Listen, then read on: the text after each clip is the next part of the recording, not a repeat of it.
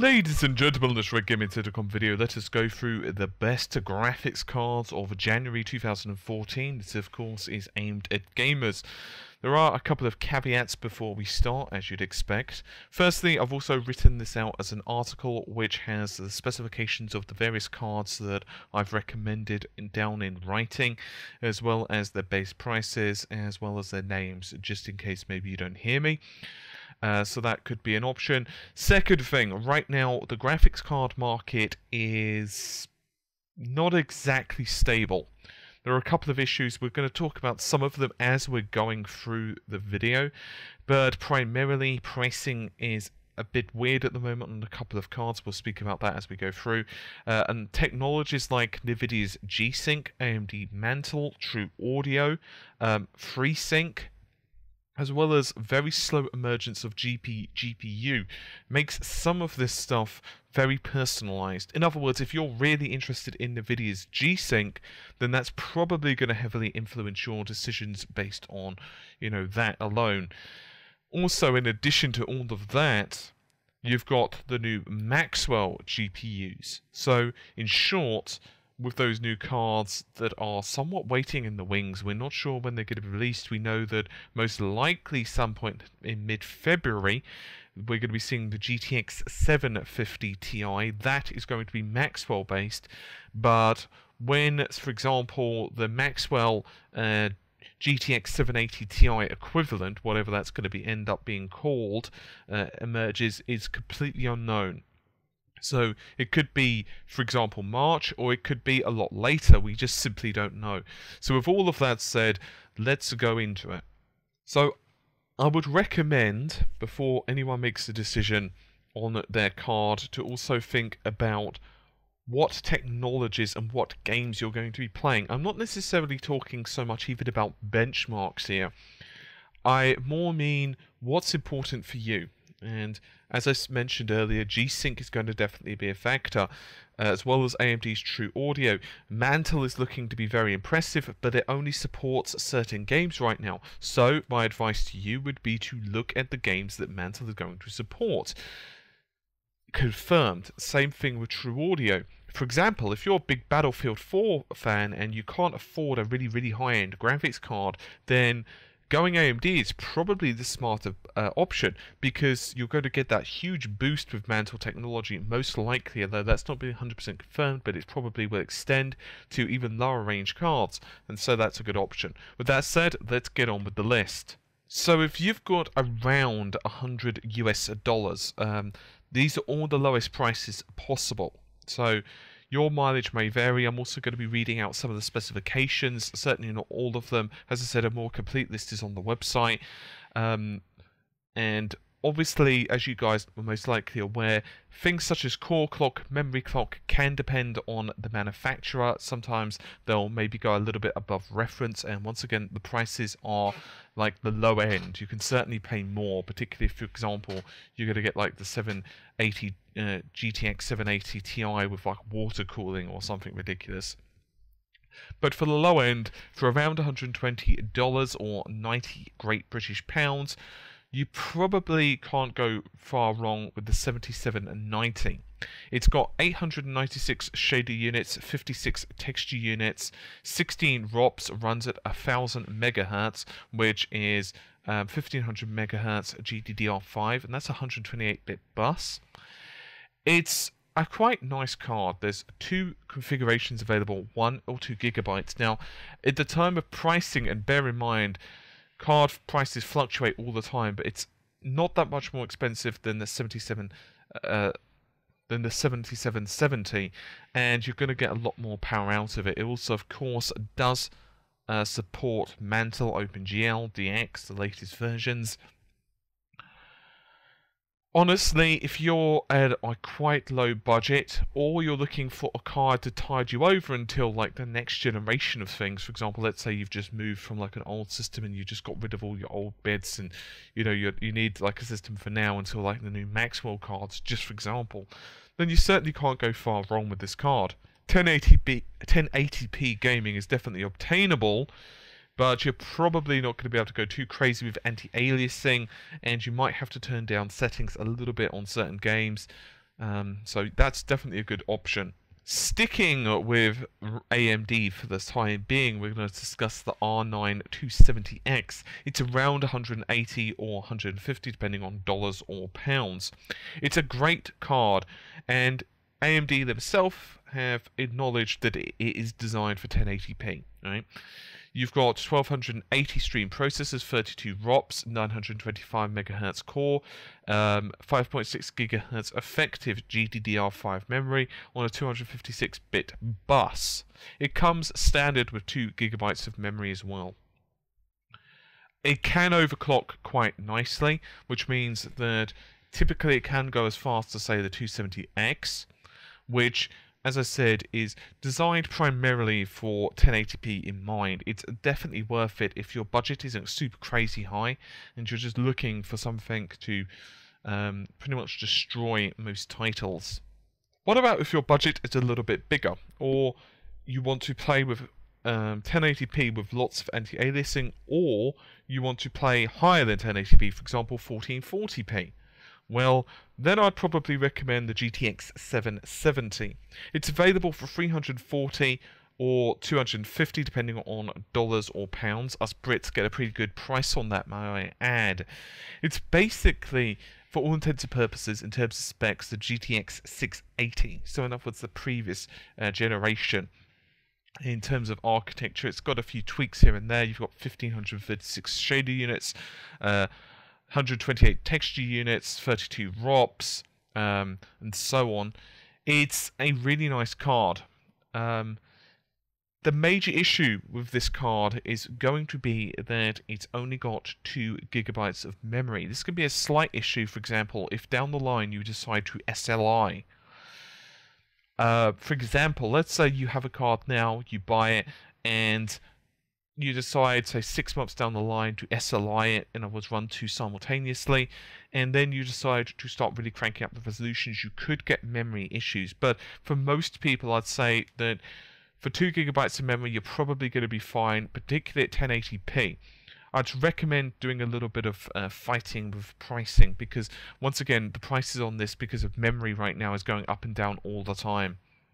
If you are a little bit more ambitious, you have a little bit more cash, around $500 or £380, or $520 or £360, you can go with either the GTX 780 or the AMD Radeon R9 290. What the hell? You can't recommend 2 cards? Well, I actually can. For 1, it's my list, and for 2, it actually kind of depends on what you're looking for. For a start, there are some issues with both cards. The R9 290 is a little faster, generally, not all the time, and obviously will support Mantle, which is definitely going to give it the edge on games like Battlefield 4. So that's definitely going to be a great thing. It can overclock really well, certainly to 290X type speeds, but there are problems. Firstly, the prices of them have gone up significantly compared to what they were. So it's actually slightly more expensive than the GTX 780, which is generally okay. It does perform slightly better, but the problem is that the reference cooler design is not quiet. It's actually pretty damn noisy. Some people are going to be upset by that, others are not. AMD are also going to be supporting true audio technology, which could be great, but not enough developers have really jumped on board yet. It could well be cool in the future. Nvidia, meanwhile, have G-Sync technology as well as hardware physics. The problem with G-Sync is that it's limited with very limited amounts of monitor support right now. You can buy the G-Sync unit separately, which can plug into monitors, but once again, that's limited to certain Asus monitors right now. So if you've just bought a really nice monitor, you're probably not going to want to cough up the money. Now, bear in mind that AMD's Radeon R9s, for example, can support FreeSync, but they've not really announced how they're going to be doing that on desktop. There's issues with that. Also, the GTX is also a little bit quieter. It's, well, significantly quieter in some cases. And in addition to that, requires slightly less power, slightly less heat output. If you're planning to, for example, get 2 of them in the future, then Certainly the R9 is a tempting offer because you get more memory on it, which is definitely going to be a bonus in the future. You get an extra 1 gigabyte, that's 4 versus 3. But 3 for the most part right now for 1440p is probably going to be okay for most situations. Which one is the best one to go for? I'd recommend to just kind of think about your needs. If you're one of those people that noise really bothers when you're gaming, if you're someone who wants hardware physics, if G-Sync is really a priority for you, Nvidia. If on the other hand you want a slightly faster card, noise doesn't bother you so much, then AMD is probably the one to go for. Okay, just say you've got deep pockets still. Then you've got the option between the GTX 780 Ti or the R9 290X. Both are roughly-ish the same prices. The Ti is slightly more expensive, $700 or £500. Now, what basically happened is Nvidia released the Titan. It was the fastest single card. AMD said, actually, no, that's no longer the case, bro. We're actually going to be releasing the R9 290X, and it basically slapped the Titan. Considerably cheaper, may I add, as well. Then, Nvidia decided, well, actually, we've got more wiggle room on the 780, so we're going to release, with the Kepler architecture, we're going to release the 780 Ti, which has more SMXs enabled. So it is actually the fastest single card available right now, but you're going to be paying more money for it. Generally speaking, you've also got the other considerations that I've mentioned above. If, for example, you have good faith in Mantle technology, for example, let's say you're interested in some of the games that's coming out, particularly if you're competitive on, say, Battlefield 4, then AMD definitely have an advantage. If you are a believer in true audio technology, it's definitely an advantage. It's slightly cheaper. And as particularly this is the case if you're not particularly bothered by noise. It's also got more video RAM. On the other hand, the GTX 780 Ti, it requires less power, it's quieter, you've got G-Sync technology, and you've got Nvidia's physics. Which one would I go for? Honestly, if someone put a gun to my head and made a choice, if it was pure raw performance, and I wasn't a massive fan of some of the games that required Mantle, I'd probably go with Nvidia's solution. If on the other hand, I was on a slightly more limited budget, or I was a huge Battlefield fan, I'd definitely go with AMD. I would put into perspective, however, that Mantle is being utilized by several games already this year. It's actually quite a big list, and it's definitely going to become prevalent in the future. So, well, not definitely, but most likely it's looking like it's being embraced by quite a few games developers. Next, we have the dual card SLI/Crossfire solution. This one really is pretty simple. It's either a GTX 780 Ti x2 or an R9 290X x2. This one is pretty much aimed at 4K gaming, really. I mean, otherwise, a single card is most likely going to be running it fine. Which one is the better one really depends once again on perspective. The R9 290X is going to be significantly cheaper at 100 to 150-ish, roughly. Obviously, your mileage may vary depending on the prices at the time. It's certainly going to be more than enough to run a 4K display. It's also got more video RAM, which is certainly going to be important in the future. On the other hand, it's also going to output more noise, more heat, and more power consumption. Granted, if you're SLIing, power consumption probably isn't going to be the thing that really bothers you that much. On the other hand, you've got to remember it's also going to be costing you more money throughout the year in terms of draw from the wall. Noise and heat, on the other hand, can be a big problem, particularly if you're someone who likes a fairly whisper-quiet rig. For example, let's say that you're forced to have your system quite close to your monitor, then it may bother you depending on your setup.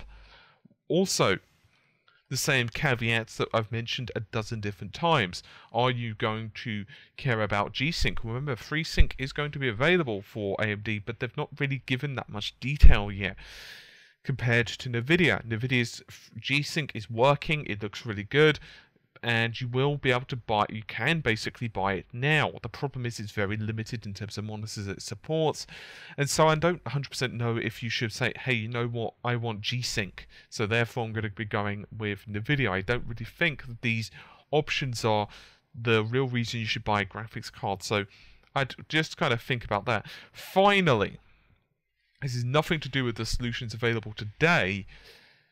You've got to remember that Nvidia are waiting in the wings to release the Maxwell GPU, and the only reason, honestly, why the R9 290 or 290X haven't just outright won some of these is because their price has recently gone up. Basically, their prices were significantly cheaper, and then basically they've rised up. They've risen quite substantially, actually, in some cases, mostly because of supply demand and a few other caveats that aren't really worth discussing in this particular video. But because of that, it's made it a lot more made a lot more difficult, trickier to recommend the card over, say, AMD, over Nvidia. This could change in the next couple of weeks. If you are someone, my personal opinion at this point, if you are someone who has a really good card, for example, let's just assume you have like the GTX 670 or GTX 680 or something similar, something where you're able to run the games at a decent resolution with decent levels of graphical detail, I probably would recommend to you guys to wait. Unless you see a really killer deal on a card, or the R9's drop in price. If you can afford to wait, I would. If, on the other hand, you really need a card right now, you don't want to wait, you know, whatever, you'll just buy a, you'll just sell the other one, and you just get Maxwell when it comes out, maybe drops down in price, because remember, you're probably going to be gouged the first month that it's released anyway, simply because of the usual factors. Then I'd suggest just jumping in right now. But if you're in no real rush, then I'd suggest waiting for a couple of months at the least to see what the hell's going to happen, because quite a lot of the stuff right now is really up in the air. So, apologies if this isn't a completely definitive buy this and you'll be 100% set guide, but honestly right now is really tricky in the graphics market. There are so many emerging technologies, FreeSync, G-Sync, Mantle, hardware physics is starting to be embraced a bit more. You've got the next generation consoles which are starting to push the requirements for memory and processing up a lot, because beforehand, well, 512 megabytes memory total for the consoles equals nothing. Obviously PC ports still looked a lot better than consoles, it's the same now. But the difference is the engines can be a lot more improved, and so of course GPUs are expected to do even more processing. We're seeing a lot more affordability with super duper high resolution displays, for example 4K. Still very expensive, most people don't have it, but still things such as 1440p is definitely becoming more of a thing. Triple monitors is also becoming more of a thing as well, and so there's a lot of different emerging technologies, and there's a lot of different factors you have to decide upon. Anyway, as I said, I've written all this down. I've given you all of the numbers, the hardware specifications. Links as well are in the article if you do want to find out more, for example. So you can check that out if you wish. I'm going to get going. Hopefully you've enjoyed the video. I'll see you soon. Take care, and bye for now.